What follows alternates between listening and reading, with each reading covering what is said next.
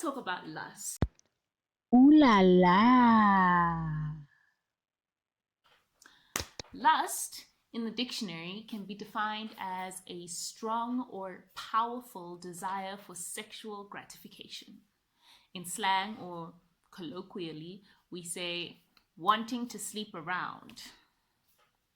Lust is often confused with love, but there are some quite distinct differences.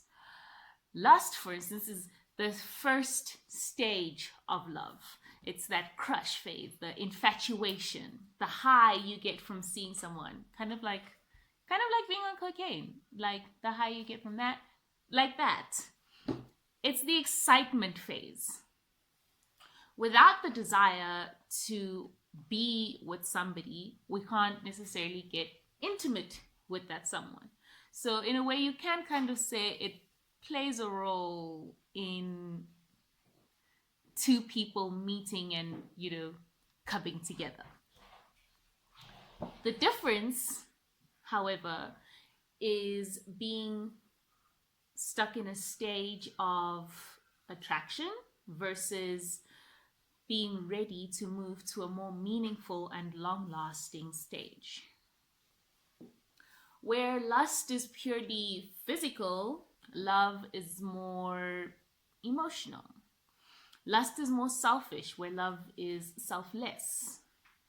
Lust focuses more or is more about the fantasies you create in your brain, where love deals with the reality of the relationship.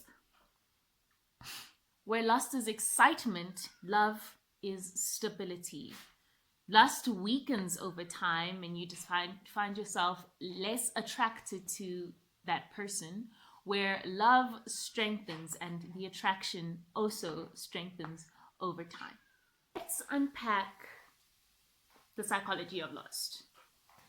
When we see someone who is overwhelmed by their feelings of lust and acting on them, we probably think, look at that degenerate jumping into every bed they can find. Have they no self-respect? Stop! Oh my word, you're so judgmental. What if they're lonely? No, really, dude. Like, what if they're lonely? Intimacy epitomizes the acceptance and connections that we as human social creatures need. I was reading this blog called School of Life where they were discussing lust and the other seven deadly sins. I'll link it down below. But they said the so-called bad and erotic things we crave feel exciting, so we read them as proof of someone else's open-ended affection, which is in such short supply in ordinary life or in our ordinary lives. However, this longing for the intimacy becomes so intense, it blinds us from rationality and common sense. We ignore the warnings that we get from our brains and listen to what our hearts and nether regions tell us to do.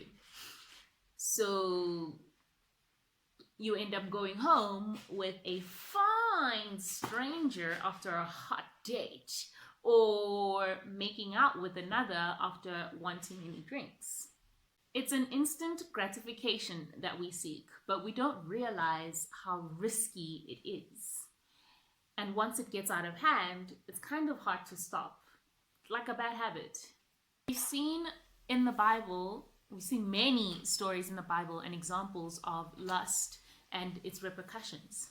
The very first book tells the story of Potiphar's wife who lusted after Joseph to the point where his rejection made her so mad that she lied about him and said that he raped her.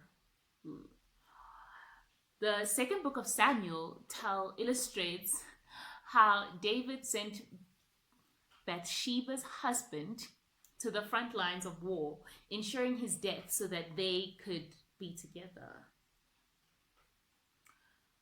And Ezekiel tells us of the sinful sisters who continue to be prostitutes even after they've gotten married.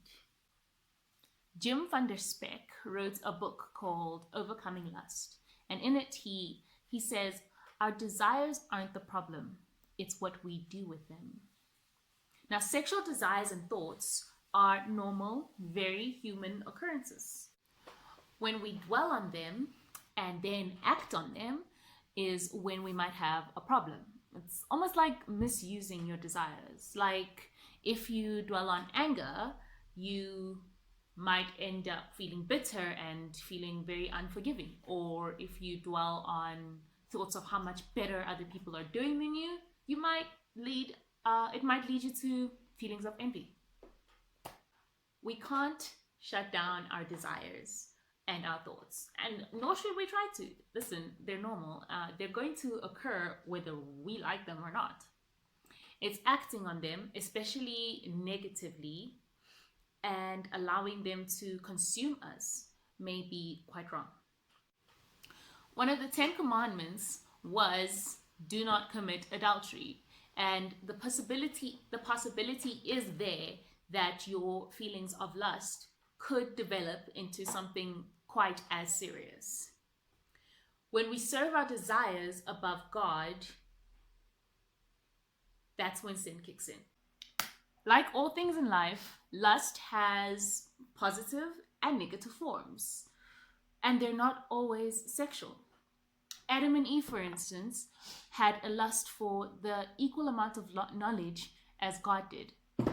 People that we see in our everyday lives tend to have a lust for life and a lust for living life. And it keeps them looking forward to every single day.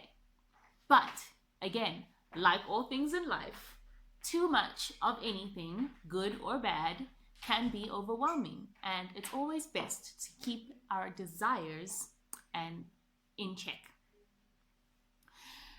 Remember to keep your priorities in order and top of mind, and your nether regions safely tucked away. Stay safe and make good decisions.